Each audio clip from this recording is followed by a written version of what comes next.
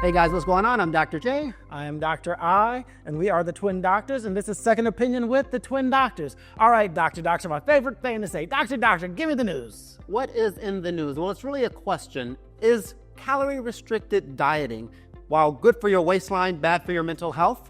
Research says that it might be. So there was a study that came out recently that found that people who severely restrict their calories tend to exhibit more signs and symptoms of depression. And it makes sense when you think about it. And what was also interesting, I should say, about the study was it seems to affect men more, which makes sense. We're the weaker sex, we're big backs, we like our food. I know I'm depressed when I diet, so I know. I believe it. Tell me about it. So what the science found was this. When you restrict your calories, you don't just restrict your calories. You restrict your intake of complex carbohydrates, you restrict your intake of micronutrients, things like zinc, vitamin C, vitamin B, omega fatty acids, and these are all things that are very important in the production of serotonin and dopamine.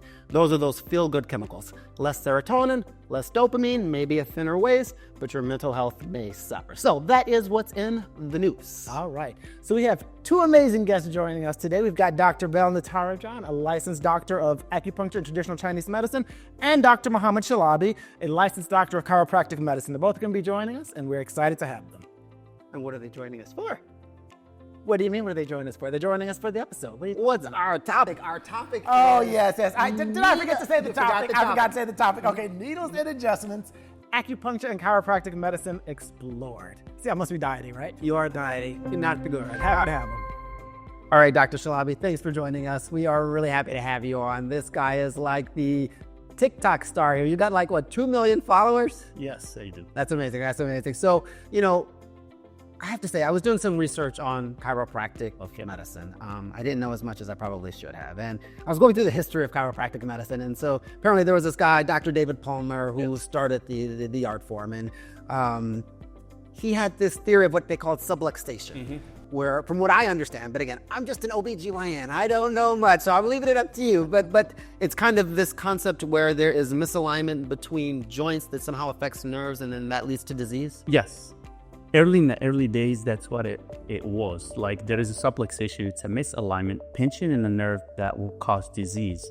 So it started as what we call as straight chiropractors, and that's all they believed in. And there was a lot of schooling for it. Then you have what we call the mixers, which is what we have more today. And they say when there is a subluxation and it's affecting the nerve, it will be affecting more the function and pain. And that's where the concept is changing more towards that second. No, gotcha. And so do you feel like over time chiropractors have had a hard time being accepted? Do you feel like people are more accepting of chiropractic medicine now? Yes. Before there was not a lot of schooling or a lot of education behind it, but now there is more schooling, more education.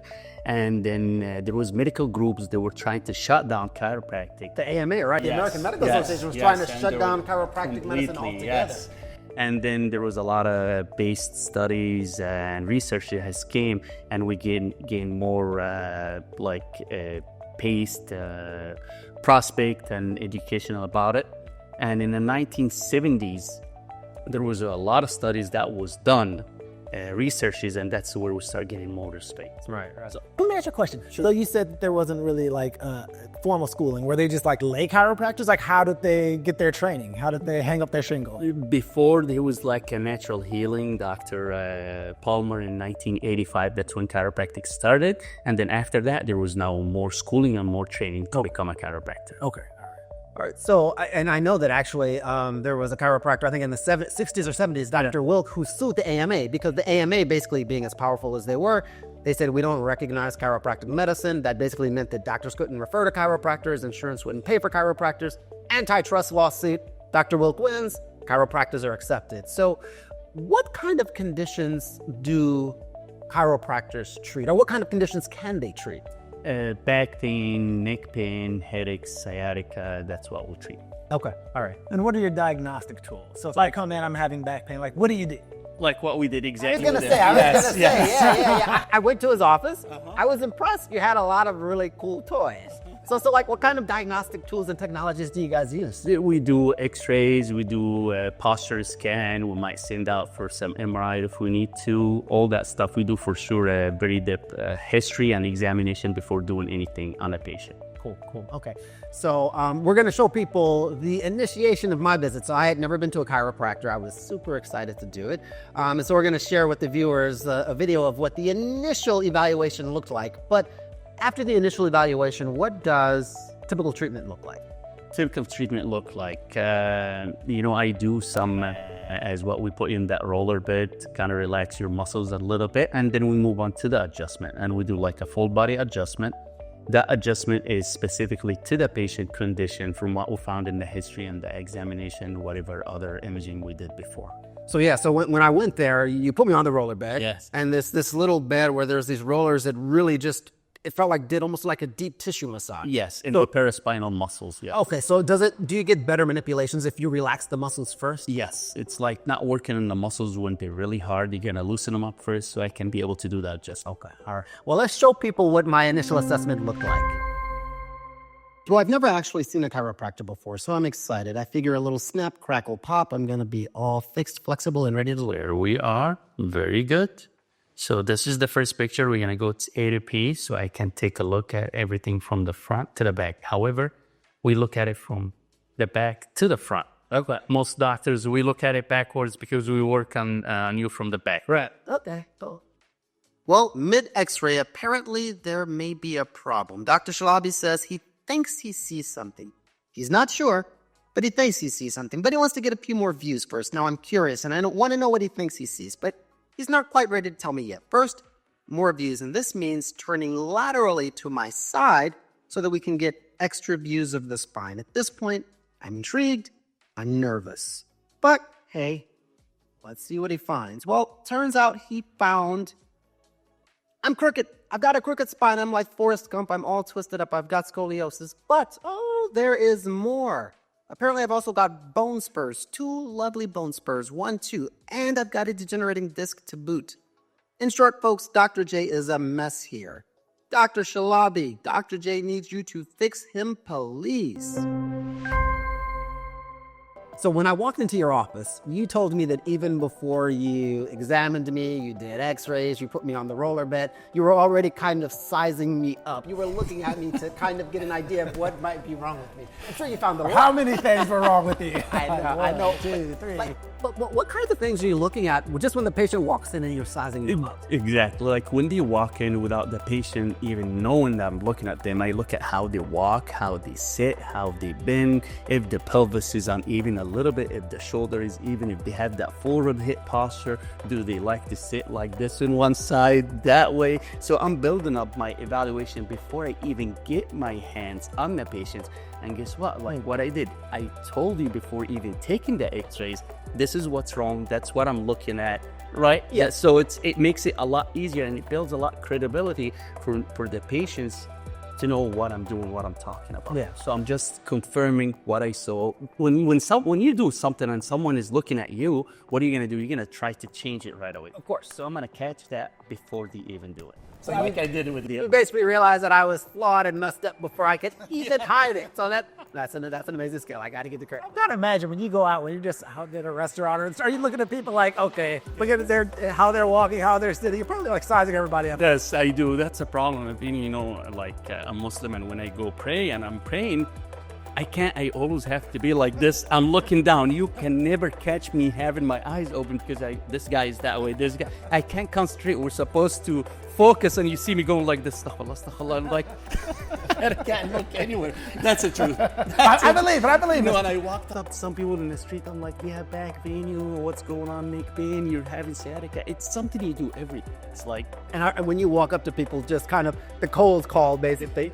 How do people react? Like, get away from me. Some people is like, as you know, I have like 2 million followers on TikTok. Some people know me from social media who don't know me and say, I'm Dr. Shalabi, I'm a chiropractor. I see this is going on. And actually, I try to connect him with the local chiropractor that he can go see and get help.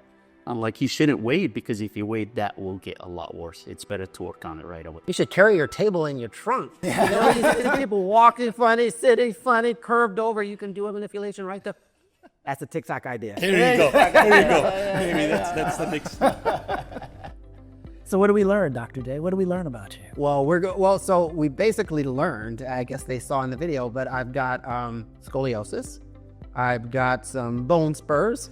I've got a pinched nerve. I said, Dr. Shalaby, am I going to live? So this confirms that I've always known. I've always known this guy was crooked. Like, I was like, he's crooked. Like, there's something wrong with him. It's just my spine that's crooked. He thinks it's my character that's No, crooked. I don't no, know no, about no, all of no, that. I don't know about Great all of that. character. I love it. I love it. We had a lot of fun. Actually, we were just having fun afterwards. Can I tell you, if he had come with us, we would have had no fun. No fun whatsoever. Exactly.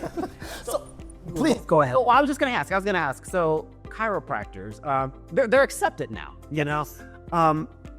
Do chiropractors oftentimes collaborate with other providers? Physical therapists, for example. We do, definitely. First of all, with physical therapists, I do refer to a lot of physical therapists. So there's no competition between physical therapists and chiropractors? Not, because we work more with the immediate pain relief, chronic pain, moving the bone, adjustment. I refer to physical therapists for exercise, rehabilitation, and strengthening. So I do refer a lot of physical therapists. Also, a lot of medical doctors refers to us, and we refer to them. Pain management, orthopedic doctors, we all work as a team. And another thing, you know what, with like when I just posted something recently, I do get a lot of patients, and I'm telling you that maybe not a lot of doctors talk about it, mental health. Oh, okay. Yeah. So that's a very subject not a lot of people talk about. Yeah. So you get these patients who are having neck pain, headache, numbness and tingling down their hands and their arms. And when you take the x-rays and you do the exam, you keep adjusting them. These patients are not getting better. Why? Because we hold a lot of stress in our trapezius and resentment. And so what I do is I refer them off to see a therapist, psychologist, and we work as a team, and we see great results with these patients. The symptoms will start going away because they're letting everything out. I was wondering, I was going to ask you, like, how tailored is the care? So you've got somebody like Jamil who's messed up with his pinched nerve and scoliosis and bone spurs and all of that. Then you have somebody like me who comes in very healthy, great posture. You know, do we have the same treatment plan, or is it very tailored to the person? Perfect. It's very tailored. So someone like you will come in for like a wellness care or a maintenance care. All right. Let's say he's having an issue or a problem. We're going to be specifically to his condition. He's going to get the adjustment according to what we found in the exam and the x-rays to him, specifically to his condition. Okay. The same thing, like if we see a pregnant woman, or if we see patients with arthritis, or we see patients with a lot of spur, it's very tailored to every patient. He's going to say something mean. What are you going to Look at him. Is he healthy? Do your little quick Size me up. No, now he knows I'm looking Exactly. at him. Actually, I did as you're walking in, but I didn't want to say nothing. Tell him later off camera. Off camera, right here. There you go. So, okay. It seems like chiropractic medicine is just moving in leaps and bounds. Yes. What kind of innovations are in the pipeline? Like, what kind of emergent trends are we seeing? Good. You've seen we do exercise, nutrition. Have you seen some of my videos where I do that balloon treatment? Yes.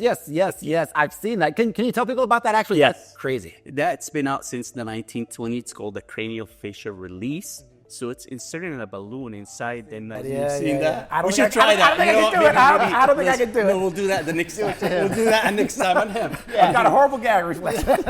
No, because it's gonna go inside the nose. So once you insert that balloon inside and you pump it, it will help adjust the cranial bones on the inside. Wow. Yes, and it helps. And I also do some cranial work, like another technique called an SOT technique. What is it? SOT. SOT. Yeah. Okay. That's another technique combined with the cranial facial release, which is the balloon. And doing that, it will help with the deviated septum, snoring, sinuses, allergies. Deviated septum. Him again? He does have a deviated septum. I have a deviated septum. I really do. So that does really help, and I've seen most of the time it's the girlfriend or the wife is bringing the husband because they can't sleep, and then you know what? They bring me videos. The second visit with them not snoring as much. That's something really I started doing that. I don't think I snore, but I know I've got a deviated septum. And the craziest thing is, I didn't even realize I had the deviated septum until I saw a picture of myself. And you know, when you smile, you've got the deviated septum. Yes. I was like, why is my face crooked? Yeah. Somebody put a crazy filter on this. Your septum is crooked. And then I realized that's my crooked septum. So, okay, what about preventative health care? Is there a role for chiropractic manipulation in preventing diseases? Yes, definitely. We always say the wellness care, it's much better, and the maintenance care is much better until you have a problem. Like nutrition, health, mental health, getting adjusted, stretches, exercise. it costs a lot less to try to work on something because before it becomes a problem. And that's where the main issue of the maintenance care or wellness care. It's much better. You take care of an issue before it becomes an issue. You know, you're not going to miss days of work. You got to stay healthy. And another thing is, let's say when you're sick or when you have a problem, sometimes you're selfish because it's not just affecting you. It's affecting the people around you. So why not work on yourself? Try to make sure you're staying healthy to take care of the other people and not bother them. No, that makes perfect And I like, you know, when you mentioned earlier that you work with psychologists and psychiatrists when you're doing manipulations on patients, because oftentimes I think we carry, kind of like you said, our emotions, our anger, our fear in our body. You know, and you can probably manipulate them until the cows come home, but if you don't address this, it's not going to get better. That's 100%. I noticed one thing. Like, I had a very stressful situation about 4 or 5 years ago, right? And I noticed every time I was in that situation, I started getting like intense like headaches and neck pain and back pain. And so I thought maybe it's just stressing me out. My blood pressure's going through the roof, and my blood pressure is relatively normal. And every time I was in that situation, I would just get a debilitating headache and neck pain. And I was like, oh my God, like I think I'm literally carrying my stress in my shoulders, head, and neck. Like, we do. And that's why you have to look from outside the box, not just be focused on one thing and think, oh, adjustment is going to do it all or physical therapy is going to do it all. No, you have to look outside. You step back and evaluate the whole history of the patient. What else is going outside? What else you can do to help them get better? So changing gears a little bit. So let me ask you, obviously we're OBGYN, so we see a lot of pregnant patients all day, all night, and have a lot of physical complaints. Is chiropractic medicine safe for pregnant patients? And if so, what is the utility? What is it useful for in pregnant patients? It is, absolutely, it is safe. Actually, a lot of OB-GYN refer patients to me. So you guys should start. He's like, We'll start with locations for sure. Message received. Okay. Even when I was in school, and my son is right there, my wife was pregnant 1 year before, and I did get my certificate as just a pregnant woman and my wife. Pregnancy is very safe. You see it for back pain, you know, pelvis misalignment, sciatica. And when the pelvis is misaligned, they get a lot of back pain. So what I do is we realign the pelvis. It's very, very safe. It's very tolerated to them. And it even helps, you know, the baby to be positioned more better.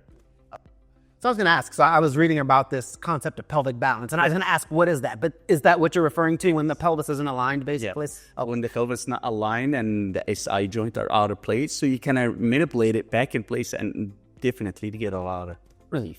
Okay, all right. So good for pain relief, but it sounds like it's functional as well because you're saying it can help the baby to get into the proper position. Yes, it does. Okay. There is actually a specific technique for that. It's called Webster technique. What Webster? Oh, yes. I have to look that up. Maybe we should do it in the office. Yes. It's like, no. I will. So what? Sorry, go ahead. Go ahead. No, please go ahead. Go ahead. No, I was gonna say maybe, you know, I don't do Webster, but if you find a close chiropractor who does Webster technique, that will be something really, really good. And what about their labor? So fine, they have these manipulations. They feel better. Baby's more likely to be in the right position. Does it help with the speed of labor, the comfort of labor? Yes, it does. And I have stories and stories, patients who have seen during their pregnancy and after, and because once the pelvis is aligned, they will have a better labor. Just a couple months ago, I adjusted this lady who probably third or fourth baby. Yeah. On their way to the hospital, the baby's head start coming off. Oh, okay. Yes. You adjusted her too well. So what the husband did is he sent me a very nice gift 2-3 days after, a lot of steak. It was very nice. And I was called, it's in my videos too, I was called to someone's house. She was 3 days past due. I have that video. I'll share it with you. I went to her house. I adjusted her. I remember it was on Wednesday. She had the baby on Friday. And for my wife, from my 5 kids, I will adjust her the day of the delivery before we go to the hospital. Wow, interesting. So are there any other women's health issues that chiropractic manipulations can be beneficial for? Maybe things like fertility issues, or another big thing is menopausal symptoms, and people are becoming less and less desirous of using hormones and things like that, and so they want to do things that are a little bit more natural. Is there any role for chiropractic manipulation in other women's health issues? Yes. As far as studies, there hasn't been a lot of studies yet, but have we seen results? All the time. I've helped over my 24 years of practice a lot of female that they were able to get pregnant from the adjustment. If you look at the countries back home, when these women can't get pregnant, they will go to these. No, they don't have chiropractors to the traditional, and they will actually start pushing on their back to help them get pregnant. So have we seen it? Yes. And menopause, It will also helps with that, helps with function, mobility, and help also with them conception. And one quick question about pregnancy, because I know people are probably wondering, how early in the pregnancy should patients see a chiropractor? As early as the first day. Okay. Because I see them from before, I see them during, and I see them up until the day of delivery and right after too. Because right after delivery, you do need to get adjusted because your pelvis is off too. You want to make sure it's realigned. So are there any people, regardless of gender, age, are there any people that chiropractic manipulations might not be safe in? People who maybe should avoid it? Yes. Fracture, cancer, tumor, severe osteoporosis. Really brittle bones, basically. Yes. Okay. You'll get a crack you don't want if you do that. Definitely no. Okay. And what about typical side effects? What are some typical things people may experience after a chiropractic session that's not problematic, it just happens? We'll say soreness, that happens, it's normal. And something is very rare, which is stroke. And that's why you have to make sure we do a pre-screening, our history, our examination, and it's very, very rare. And when it's stroke, it's typically that vertebral artery that gets damaged, right? Yeah. Okay. That's why you have to do your pre-screening history examination, make sure nothing else is going on. There is no pre-existing condition. Right. I've seen him looking at you, Drew. He's been looking at you this whole session. Like I think he wants to adjust you. Like you're just not looking right. You're not looking right. ready. You're not looking right. Dr. Shalabi, it's time for you to fix me. I'm tired of being crooked. It's been a lifetime of being crooked. I'm tired of you being crooked. All right, Dr. Shalabi's about to fix me, guys. You're going to witness it. It's going to be either my miracle cure or what's just going to be my It's gonna be your miracle It's going to be cure. my miracle cure in this That's story. the first adjustment ever too. First adjustment ever, yeah. I love that. No pressure, no stress. No, I'm gonna run out of here. I love the reaction. See the reaction in their face? Yes. Yeah, I'm I going to be love doing it. somersaults, sitting in the lotus position. I'm going to be a new person. So, all right, let's do it. All right, Dr. Shalabi, you going to fix me up? Yes. Are you ready? I'm ready. Let's do it. All right. There you go. So I'm going to get right in here. Oh, I heard that. I bet you felt that. I did. How did that feel? That felt good. First adjustment ever. First adjustment ever. Wow. All right. Am I straight now? No, you're still crooked, but he's working on you. He's working on you. We're working on it. Let's do the other side right there. Oh, I heard that one. Yeah, I felt it. Awesome. Go ahead and lay down on your stomach. Face left. Now we're gonna do hands right in here. So I'm just gonna realign a little bit of that pelvis. Sizing you up again. He's sizing you up.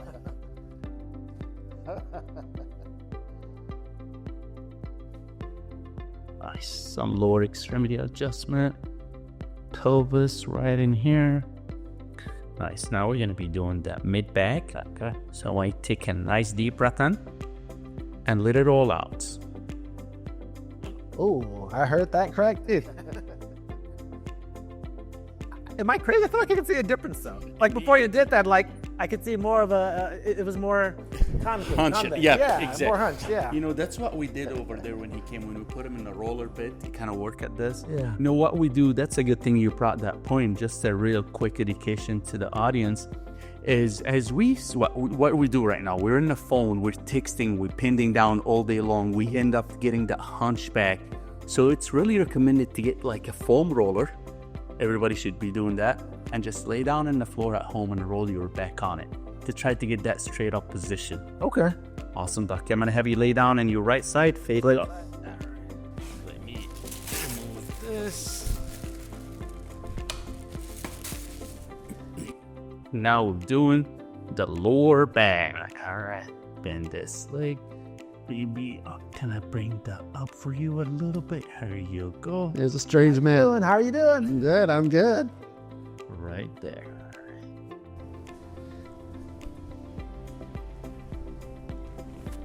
Oh. What did that feel like? Felt good. Felt good. Yeah. You're next. Okay. All right. Let's do the other side. All right. Nice. Beautiful. Here we go. So now you get to see both sides. This side is remarkably less impressive. Lay down on your back. I mean, lay out on my back. All right. Yes. So I'm getting him ready. Do a little bit of a stretch this way. That way. Now what's next? Oh, is it? Okay, There you go. it's Slide time. down That's a what I've little been bit. waiting for. I've been waiting for the strap. Come on. You're good enough right there. And put your hands right here. Don't let him strangle Lucrece. Turn off the cameras. There you go. And this is the Y strap. Lift your head up. Put it down. I like where this is going.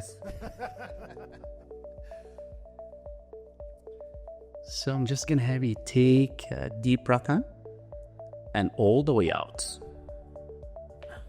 I heard that. Wow. All right. It's weird. I feel like my nasal passage is just opened. Yes. Yeah. It's not weird. Actually, it is. You're just a patient DC. We can breathe better. We can even see better. We can hear better because it's opening up your everything, releasing that pressure in the nervous system. We have Dr. Val Natarajan. He is a doctor of acupuncture and Chinese medicine. We're so happy to have you with us. Thanks for joining us. Glad to be here. So, first of all, can you tell us a little bit about yourself? What was it that made you want to go into acupuncture and traditional Chinese medicine? Well, my undergraduate degree is actually in computer engineering. Okay. Right out of school, I got a job, moved to Chicago, got a job. I worked in industry for 18 years. Okay. But as part of that, I was an engineer. I did customer field support, and I was working, traveling. It was all international travel, Europe, Middle East, Asia, Africa, 100-hour weeks. And I lived as an expat in the UK for a number of years as well. By the time I came back, I had all sorts of strange health issues, which it was unusual for me because I was relatively healthy all my life. And being the engineer, I decided to work it back, and I decided, well, if I was healthy at one point, I should be able to just reverse it. I know it's lifestyle that brought me here. Makes sense. So I started researching on my own and did a number of things which helped. But then it wasn't until a number of years later, the first family member to get acupuncture was my dog, Austin, who I adopted. Your from, dog, okay. He was a German Shepherd I adopted. Tell me more. And he came with allergies. He was about a year and a half old. And I tried everything. I tried the regular allergy shots, all the steroids, and no matter what, it never really solved the problem. Dietary therapy, everything. Finally, a neighbor said, I know a veterinarian who does acupuncture. So I took him there after the first treatment. He just crashed, subsided, slept most of the time, all his itching, so it subsided. So that was my first introduction to it. As an engineer, I still knew nothing about it. I just knew that this is working for my dog. Right. And so we had done that for a number of years. And then my wife and I were trying to get pregnant with our first. And we tried for a year. We did fertility treatments for a year. And then finally we were ready to do IVF. And my wife's OB, she said, I know an acupuncturist. You should try that first. After 3 months, the acupuncturist said, I'm done. And the next cycle, we were pregnant with my oldest, who's now 22 years old. All right. He's a junior in college. It's a bit of an aside, but I just have to ask. Like when I'm trying to give my dogs medicine, right? It's a fight. How did the dog respond to acupuncture? How do you get a dog to get acupuncture? It's really interesting. At first, they reacted to the needles, but once they realize, what happens after that is they just crash. They'll get this drowsy look on their face, and then they will just lie down and he will sleep with the needles. And then he knows. Yeah, I believe that too, because when I got acupuncture, I fell asleep. Oh yeah. I literally fell asleep, and you're thinking that it's going to be painful and a little bit scary, and I fell asleep. Literally fell asleep. She came back in to take out the needles, and I'm like, what happened? That was yeah, exactly. It's amazing. It's actually very relaxing. So, okay, acupuncture. You do that. What other things do you do as a traditional Chinese medicine practitioner? So acupuncture is just one tool that we use. It's part of one of the branches of traditional Chinese medicine. So there's acupuncture, there's herbal medicine, there's dietary therapy, there's breath work, qigong, and meditation. And so with the acupuncture, within there's a couple of other manual therapies. There's cupping, there's gua sha. If you talk to a physical therapist, they may know it as Graston technique or Aston. But it's the same. It's a technique where you actually apply a force to the skin and also scraping motion, and that starts to break up any adhesions in the fascia, the connective tissue underneath, and it starts to loosen up the muscles.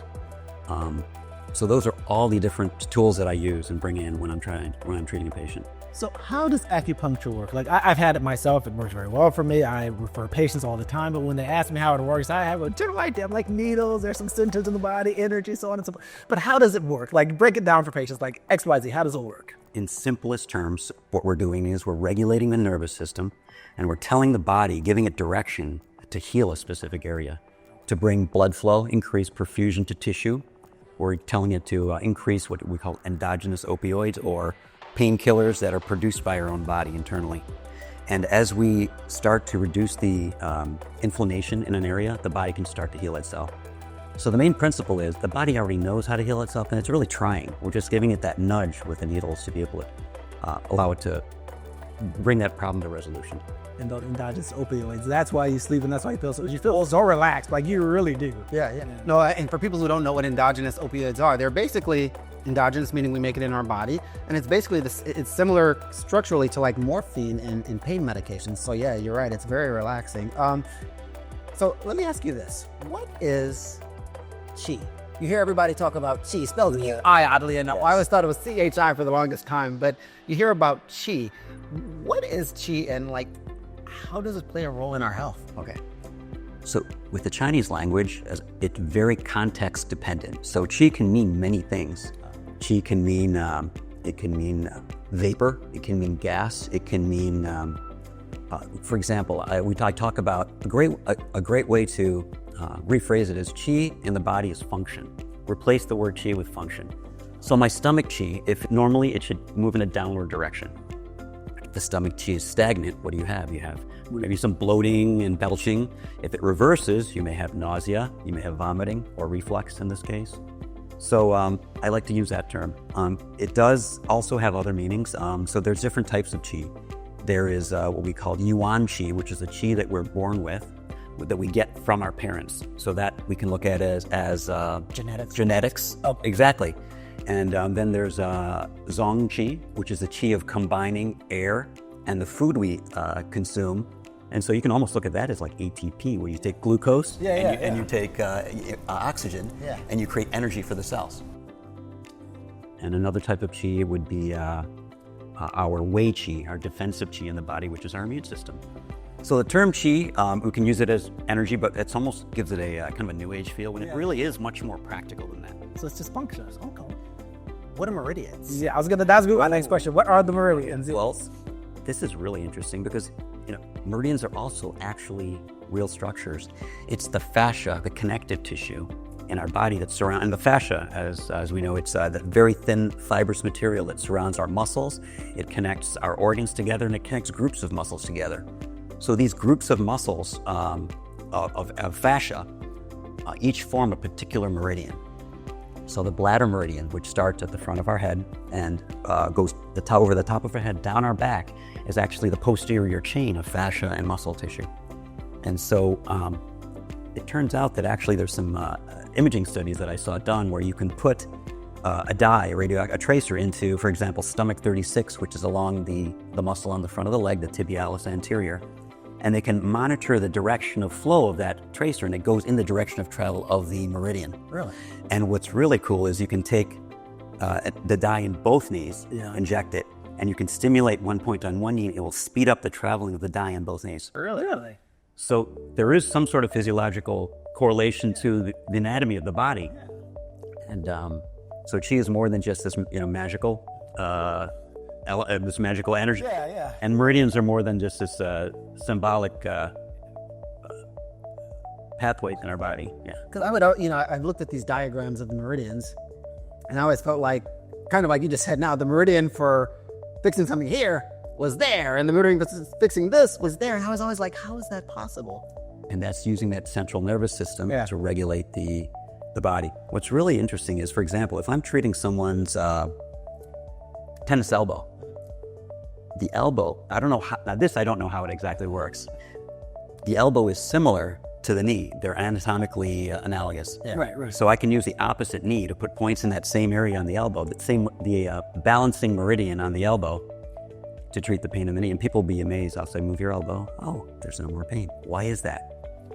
That's something that maybe more research is needed on it, exactly what's happening there. Well, that's the case with so many things in medicine. We know a lot of the what's, but we don't always know the whys. So what does a typical session look like? So when I was getting acupuncture, somebody that works in the office, it was over lunch hours, so it's kind of quick a little bit, But what does a session look like when a patient comes in and they say, I've got chronic headaches or knee pain or whatever? What does a session look like? So when it starts at the first call, once the patient's scheduled, they'll get a new patient history form that they can fill out on a secure site. And I'll have that information. And some of the questions that are asked, people may look at and say, why am I answering this? That has nothing to do with my problem. But that's actually one of the most important things you want to do is fill out everything so I can see the big picture, because everything is connected, as we say. And so once I have that information during the first consultation, I will ask some more questions and do an intake. I will do an exam, and then I'll determine what the problem is from there. We'll discuss the history, and I'd like to know their story as well. For example, if someone is unable to pick up their grandchildren, if that's what they really want to do because of their back pain, I'll know that's our goal. I'm going to get them to that stage. Interesting. So when I've gotten acupuncture in the past, I've noticed that, not always, but sometimes when the needles are placed, you get kind of this sensation. It feels almost kind of like warm, or this tingling sensation. What is that? So the term they call it is dechi. Dechi. So it's dechi. And it's sometimes I feel it as a heaviness or an ache or some warmth. And that is the nervous system once responding and regulating itself, but it's also the increased blood flow to an area, that warmth that you'll be feeling. Okay. And sometimes patients will say, I feel this in another part of my body. All of a sudden, this old injury that I had started to flare up, and then it subsided.